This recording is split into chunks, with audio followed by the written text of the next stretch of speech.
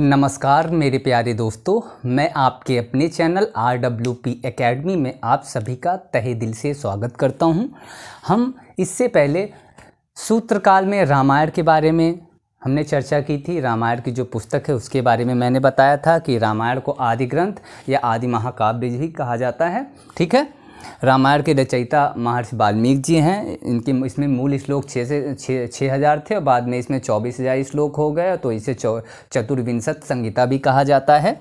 ठीक है, इसकी रचना 400 ईसा पूर्व से लेकर के 200 ईस्वी तक मानी जाती है। ठीक है, वाल्मीकि द्वारा रचित रामायण में 7 कांड हैं। बालकांड, ठीक है, अयोध्या कांड, अरण्य कांड, किष्किंधा कांड, सुंदर कांड, लंका कांड, उत्तरकांड। ठीक है, और ये बताया गया था कि अयोध्या कांड में प्रशासन के 18 विभागों का वर्णन किया गया है। ठीक है, किसमें? अयोध्या कांड में। याद रखिएगा, वो पूछ सकता है कि रामायण के किस कांड में प्रशासन के 18 विभागों का वर्णन किया गया है, तो वो अयोध्या कांड है। ठीक है, और राजा जनक द्वारा खेत में हल चलाए जाने का वर्णन है, साथ ही स्वयंवर प्रणाली का भी वर्णन हुआ है। ठीक है, आखिरी में लिख लीजिएगा, भुसुंडी रामायण को आदि रामायण भी कहा जाता है। ठीक है, तो ठीक है मेरे प्यारे दोस्तों, इसे मिटाते हैं, हम लोग आगे चलते हैं। अब हम पढ़ेंगे महाभारत के बारे में। महाभारत की जो पुस्तक है उसके बारे में विस्तृत जानकारियाँ लेंगे। ठीक है, विस्तृत का मतलब ये नहीं कि उसके श्लोकों का, हाँ, उसमें क्या क्या है इसके बारे में आपको पूरा बताया जाएगा। जितना आपके सिलेबस PCS में है वो सभी चीज़ें आपको जो है बताई जाएंगी। ठीक है मेरे प्यारे दोस्तों, तो मेरे प्यारे दोस्तों, हम अब महाभारत के बारे में जानेंगे। ठीक है, महाभारत की जो पुस्तक है उसके बारे में हम विस्तृत जानकारियाँ इकट्ठी करेंगे। ठीक है, तो महाभारत जो है सबसे बड़ा महाकाव्य है। नंबर 1 पे लिख लीजिएगा,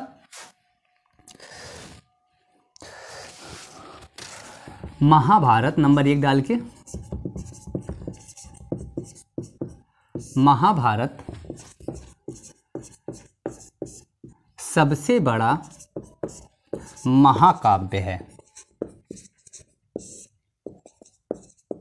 ठीक है, और इसके बाद मैंने बताया था इससे पहले वाली वीडियो में, गलती से जो रामायण की रचयिता थे तो मेरे मुंह से गलती से भी निकल गया था, तो दूसरी चीज़ लिख लीजिएगा, श्री महर्षि कृष्ण द्वैपायन जी हैं। ठीक है, महाभारत के रचयिता। नंबर 2 डालिएगा,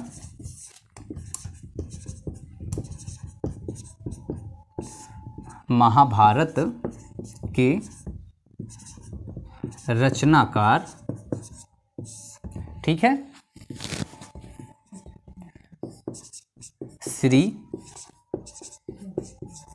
महर्षि कृष्ण द्वैपायन वेद व्यास जी हैं। ठीक है जी, हैं। ठीक है, तीसरा लिख लीजिएगा, महाभारत का प्राचीन नाम, महाभारत का प्राचीन नाम जय संहिता। सुना होगा आपने, संहिता है। ठीक है,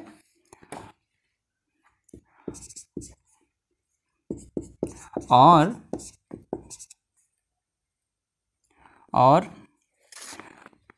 प्रारंभ में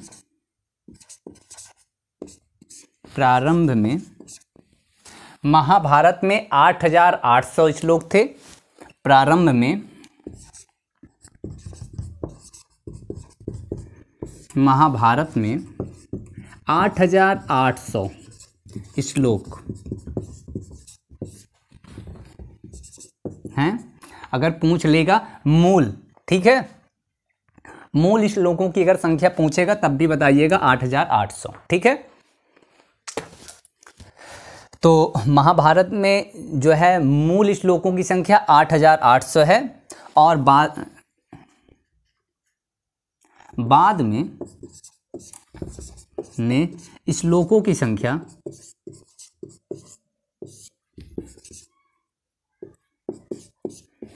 की संख्या 1,00,000 हो गई। लाख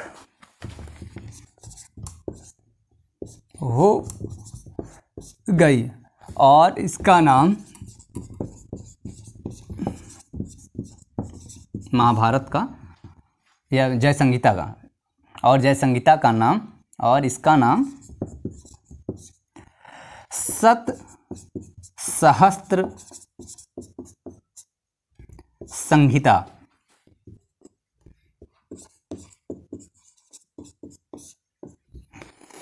या फिर महाभारत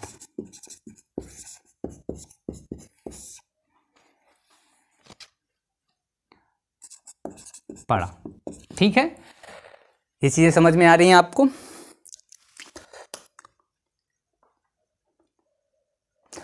अब ये महाभारत का जो प्रारंभिक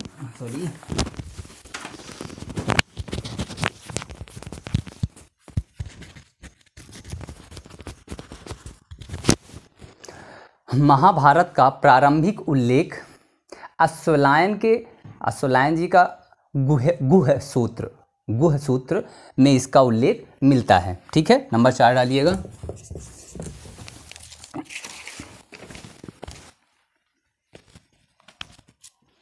ठीक है, नंबर 4 में लिखिएगा,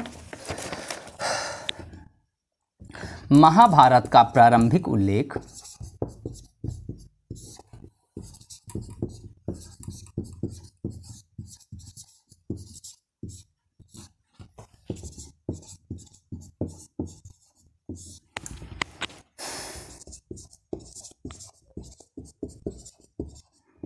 अश्वलायन के गुह सूत्र में मिलता है।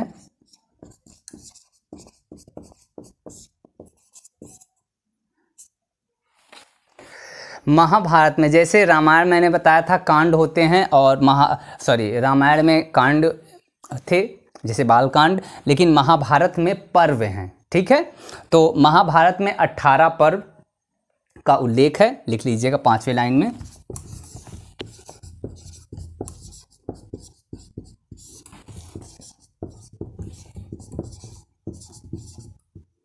अठारह पर्वों का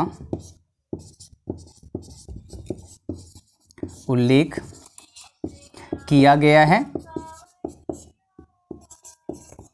ठीक है, जिसमें भीष्म पर्व, यहीं से लिखते हैं, जिसमें भीष्म पर्व सबसे महत्वपूर्ण है, सबसे महत्वपूर्ण है। भीष्म पर्व में ही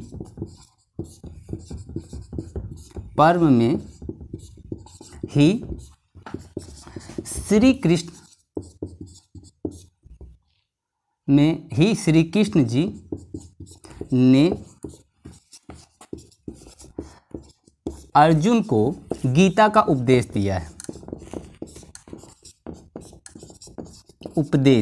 गीता का उपदेश यही भीष्म पर्व में ही दिया गया है, इसीलिए ये सबसे जो है महत्वपूर्ण है। ठीक है, उपदेश दिया गया है, इतना आ रहा है, और आ जाए तो नीचे और लिख दिया जाए।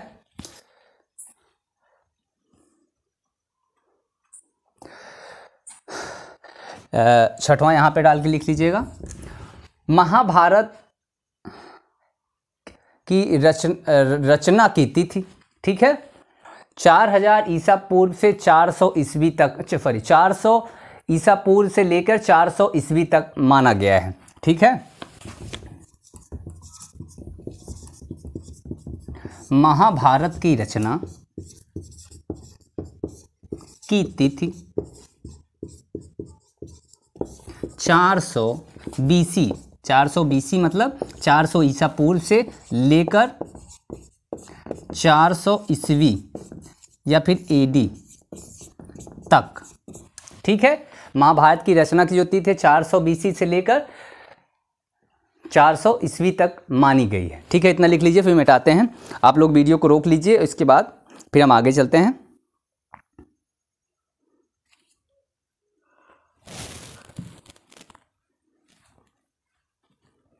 मिटाते हैं।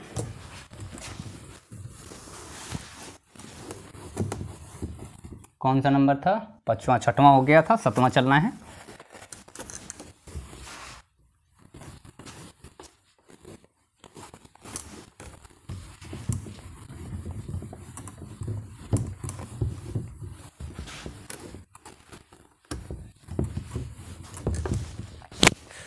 फिर से ये गिरने वाला ही है।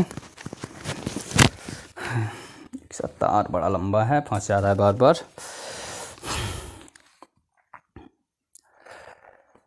महाभारत के शांति पर्व में, ठीक है, 4 वर्ण व्यवस्थाओं का उल्लेख किया गया है। ठीक है, और शांति पर्व में ही चारों वर्णों को वेद पढ़ने की अनुमति दी गई है। मतलब शूद्र को भी वेद को जानना पढ़ना आवश्यक है, ये कहा गया है। किसमें? शांति पर्व में। तो 7वां नंबर लिख लीजिएगा। महाभारत के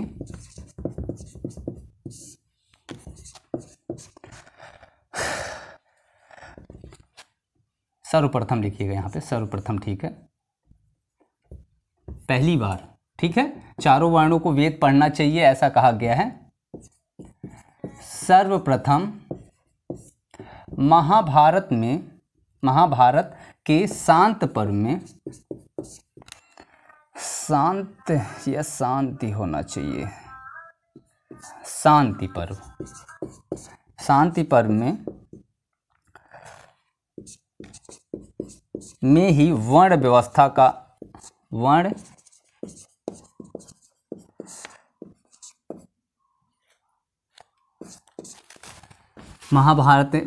सर्वप्रथम जो महाभारत के शांति पर्व में ही वर्ण व्यवस्था की जिक्र की गई है का उल्लेख लिखिए।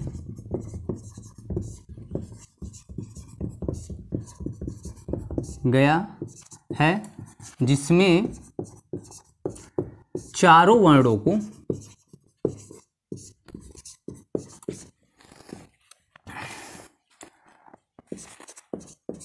वेद पढ़ना चाहिए। ठीक है,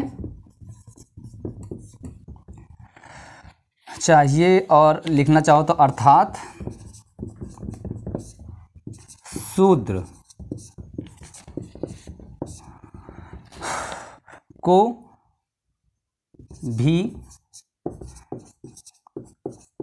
वेदों का ज्ञान होना चाहिए।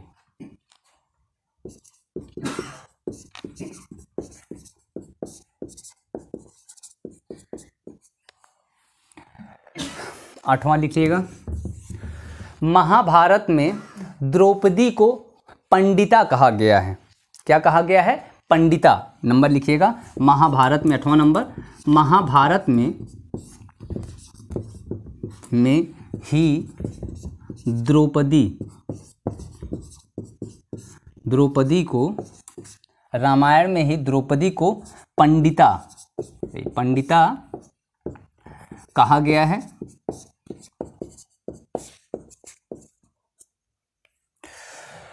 8वां 9वां लिख लीजिएगा। महाभारत में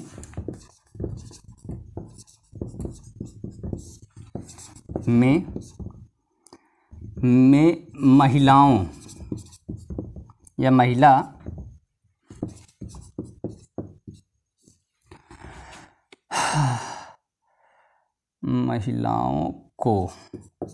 महिलाओं को धर्म, अर्थ, काम का मूल माना गया है। ठीक है, धर्म अर्थ काम मोक्ष मैंने बताया था, 4 पुरुषार्थ थे। पुरुषार्थ का मतलब ये नहीं है कि पुरुष, पुरुषार्थ का अर्थ होता है कि जिसको ये चारों चीज़ें आती हों। मतलब धर्म मतलब शिक्षा, धर्म का प्रारंभिक स्रोत जो है शिक्षा है, तो शिक्षा, धर्म का मतलब शिक्षा, हमें शिक्षा होनी चाहिए। अर्थ, अर्थ का मतलब कि धनोपार्जन, धन हमें इकट्ठा करना चाहिए। काम, काम का मतलब कि जब ये सब चीज़ें हो जाएं तो हमें शादी करके बच्चा भी पैदा कर लेना चाहिए, काम, ठीक है, संतान की प्राप्ति। और फिर इसके बाद चौथा जो है पुरुषार्थ हमारा होता है मोक्ष, ठीक है। मोक्ष मतलब निर्वाण की प्राप्ति हो गई और हम स्वर्ग में हो गए, ठीक है, या फिर अपनी इंद्रियों को अपने बस में कर लिया, ठीक है, अपनी सांसों को रोक लिया, ठीक है। तो 10वां लिख लीजिएगा, 10वां नहीं अब, ठीक है। तो महाभारत में इतनी चीज़ें जो हैं बहुत ही ज़्यादा ज़रूरी हैं, ठीक है। तुलसीदास, अभी मैंने अगली वाली वीडियो में बताया था कि हिटलर ने कहा है कि झूठ को इतनी बार बोल दिया जाए कि वो सच लगने लगे, ठीक है। इतनी बार अगर झूठ बोलिए, अगर 100 बार झूठ आप बोलते हैं तो किसी से एक ही शब्द को बार बार कहते हैं तो कुछ देर या कुछ दिनों के बाद वो जो आपने कहा है वो सामने वाले को और अपने आप को भी सत्य लगने लगेगा। इसीलिए बार बार एक चीज़ों को 1000 बार मत कहा करिए। और हमारे तुलसीदास जी ने भी कहा है, ढोल गंवार सूद पसुनारी यह सब ताड़न के अधिकारी। तो बार बार ताड़न का मतलब सब लगाते हैं प्रताड़ित करना या फिर कष्ट देना, ठीक है। तो उन्होंने ये कहा है ढोल गंवार सूद और पशु को ताड़ना चाहिए। ताड़ना का मतलब होता है देखना चाहिए, ठीक है, उनकी देखभाल करनी चाहिए, ना कि उन्हें पीटना चाहिए, ठीक है। कहते नहीं आप लोग कि काहो का ताड़त हुआ, ठीक है। ताड़ना का मतलब किसी को देखना होता है, ना कि किसी को कष्ट देना होता है, ठीक है। ये कहीं पे भी आपको मिलेगा ही नहीं, क्यों कि किसी स्त्री को प्रताड़ित करने की बात कहीं पे भी नहीं मिलेगी, ठीक है। बल्कि स्त्रियों को क्या करना चाहिए, सम्मान देना चाहिए, ठीक है। तो आज के लिए मेरे प्यारे दोस्तों धन्यवाद। कल फिर मिलते हैं। आप लोग महाभारत के बारे में जो भी चीज़ें जाने हैं वो सारी चीज़ें अपने दिमाग में रखिए। तो और मेरी वीडियो को लाइक शेयर कमेंट्स करना ना भूलिए और शेयर अधिक से अधिक करिए कि मेरी वीडियो लोगों तक ज़्यादा से ज़्यादा संख्या में या ज़्यादा से ज़्यादा लोग देखें और ज़्यादा से ज़्यादा लोगों को ज्ञान की प्राप्ति होती रहे। यूट्यूब में आप लोग सभी लोगों को मेरे चैनल RWP में स्वागत रहेगा। हमेशा के लिए धन्यवाद।